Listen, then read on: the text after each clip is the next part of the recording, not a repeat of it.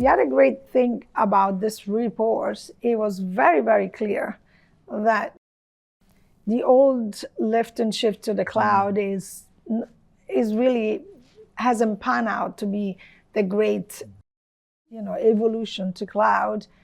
And modernization is front and center. And modernization means that you take all the technical debt, either when you do your journey to cloud, and you try to have capability code data closer to the native environment. The other things that we are seeing is that this modernization is actually making the application a lot more portable. We're seeing clients going from one cloud provider to the other.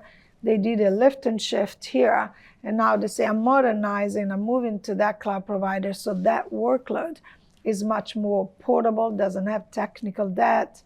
It is more intuitive, just easy configuration to the data and databases or data architecture of the cloud provider. I think with Gen AI, code generations, and this new movement to modernization, I think we're going to get closer to the promise of cloud, of innovation, agility, and closer to the business requirement. Yeah, I would tend to agree. And look, if you think about these labs, for example, Siki, we've probably done the best part of 2,000 cloud native projects in these labs today. And you made a really good point. I think those cloud journeys that were less impactful didn't feature any transformation. That classic lift and shift journey, in the eyes of many clients, didn't really deliver much real business value. And I think when you go looking for genuine business transformation, inevitably you have to modernize to take advantage of those inherent characteristics of cloud, elasticity, kind of portability, and so on. So I think in my mind, when I think about what does good cloud native modernization mean to us, well, of course, it means architecturally making sure that your solution is able to support these elastic environments. And you made another good point. Ultimately, that gives you the portability, right? You can move these in solutions anywhere. It may mean, of course, modernizing your code base to take advantage of that architecture.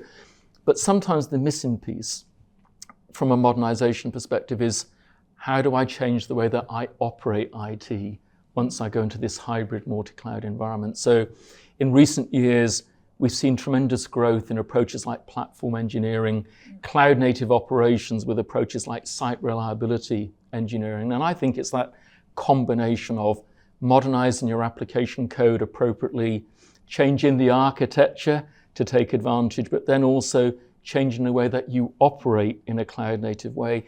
If you can get those three elements together, then your journey is going to be a lot more impactful. The final thing I'll note really more recently is genuine modernization is not easy. Anyone is going to tell you it's not easy. And we see a huge amount of interest in using modern Gen AI tools and approaches to overcome some of the inherent complexity in that modernization journey. But the important thing, I believe, that is for the first time, clients and enterprises, they feel confident and they know that they can approach overly cumbersome business processes and capability and actually streamline the value chain that probably has been the same for the last 20, 30 years. But the way we do business today, it is much faster, it is much more global, and it has to really have the ability to react faster to the market and the requirement of the business. So I think it's not just going to be a technology modernization, cloud native, and the ability to rewrite code in a more granular way and decouple and no technical debt will actually bring more agile businesses. And I think so what we see more recently is, if you look at some of our modern platforms within HCL Tech, AI Force is a good example, right?